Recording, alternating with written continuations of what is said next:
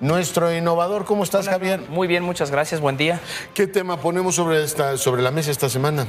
Pondremos en la mesa los datos biométricos, que pasa de manera muy sencilla y quizá para los usuarios, para las personas, poca conciencia sobre la relevancia de dar así de fácil los datos. Hablamos constantemente hoy día, escuchamos que las plataformas nos están solicitando nuestra información a cambio de algo gratuito y que a fin de cuentas, a través de algún servicio, algún engaño, lo que sea, acabamos dando nuestros datos. Pero ojo con los datos biométricos. Los datos biométricos, a diferencia de todas aquellas claves que podemos generar, usuarios, nombres, contraseñas para poder ingresar a una plataforma, un servicio, pues los datos biométricos no son sustituibles, son directamente de una persona.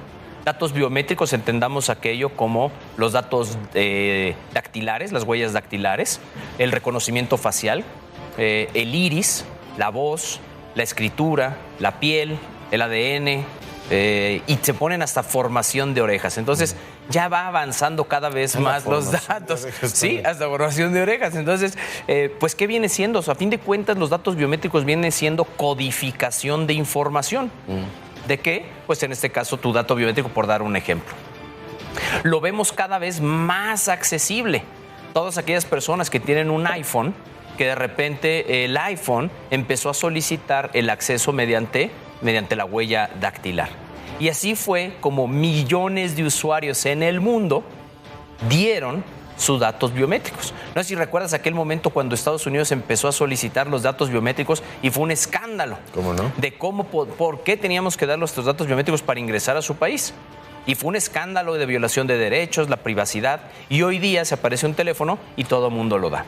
Pero esto es por un teléfono. Fácilmente se está dando en los gimnasios, en cualquier punto de acceso, en los centros laborales, y lo que no estamos viendo es hacia futuro qué pasa con estos datos, porque uno está almacenando esa información.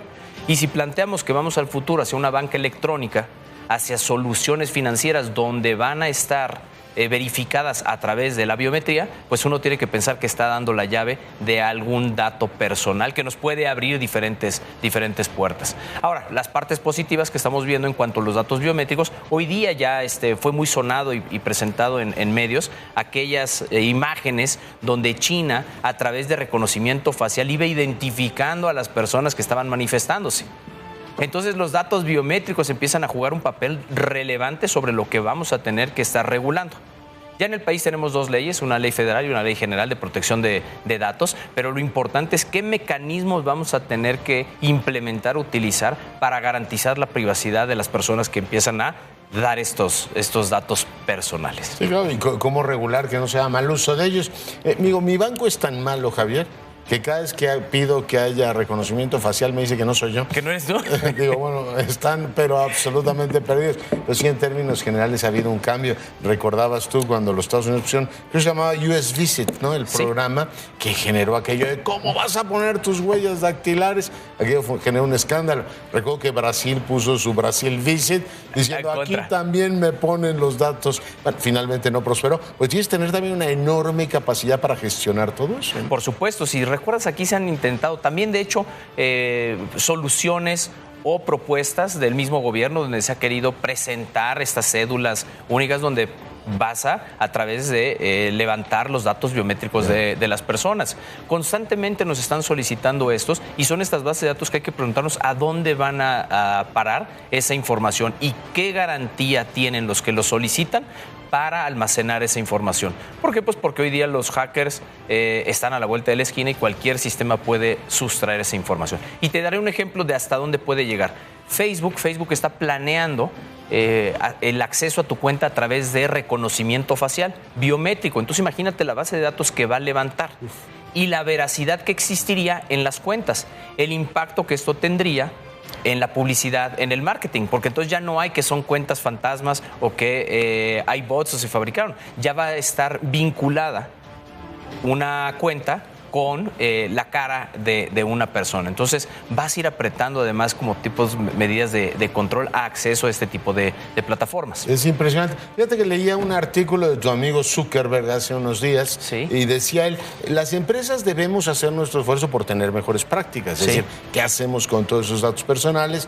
También, digamos, el flujo de noticias falsas, esto que llaman ahora el sharp power, ¿no? Que por supuesto genera mucha inquietud en todas las democracias, pero al mismo tiempo debe haber una legislación, digamos, no demasiado agresiva para que no inhiba la creatividad y la innovación, pero digamos, en esos equilibrios estamos entre empresas que se tienen que autocontrolar, tienes gigantes que tienen pues capacidad de entrar a un montón de datos y al mismo tiempo estados que están en obligación de regular el uso apropiado o no de los datos personales, ¿no? Por supuesto. Y de los datos biométricos en este caso. Por supuesto, porque como Estado, tú imagínate que empiezas a alimentar tus plataformas de control y las vinculas con el sistema judicial, que eso es lo que se está pretendiendo con la famosa, ¿te acuerdas?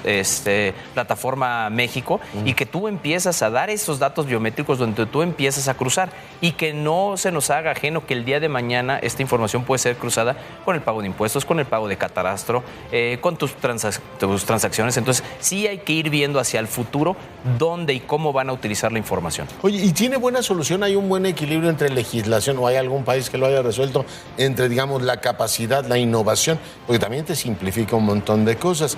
Que tú hagas una transacción, decir, le debo dinero a Javier López Casarín, le voy a transferir 2,000 pesos. Sí. Y que con la huella te transfiera 2,000 pesos, es una maravilla, ¿no? Es una maravilla. ¿Recuerdas el año pasado que estuviste en China que hablamos del WeChat? Sí, cómo no. Que todo es básicamente ya a través de un dispositivo el cual ingresas por una clave o un reconocimiento facial. Entonces, sin lugar a dudas, ¿a dónde vamos? Eso es inevitable. ¿Cómo tenemos que prepararnos viendo hacia el futuro los alcances que pueden tener? La Unión Europea se está tomando muy en serio este tema. La Unión Europea está tomando muy en serio el tema y están trabajando en la legislación, en los mecanismos de cómo proteger esta información, de cómo levantarla, de meterte puntos desde la creación de los software y hardware que levantan esta información. ¿Para qué? Pues para garantizar que sea veraz. ¿Para qué? Para garantizar que esa información sea correctamente entregada a aquella persona o sistema que lo va a almacenar. Ya. Oye, ¿algún apunte más? Pues nada, estar atentos a quién se dan esos datos. Muchas veces uno cree que por facilidad de entrar a un caminazo cualquiera puede darlo y hay que ser responsables sobre la información personal. Cuidar, por lo menos tener conciencia de la información que vas dando por ahí. Y las famosas cookies esas reúnen información sobre ti, ¿no? Reúnen información sobre tu conducta al estar. Que haya cookies. Claro. ¿Por qué? Pues porque va recolectando esa información. Por eso cuando tú te metes e ingresas algo, te aparece algo que tú ya habías buscado similar, porque van generando esta información. Lea Javier López Casarín. Lea, pónganle eso. Lea, Dios. Nos vemos.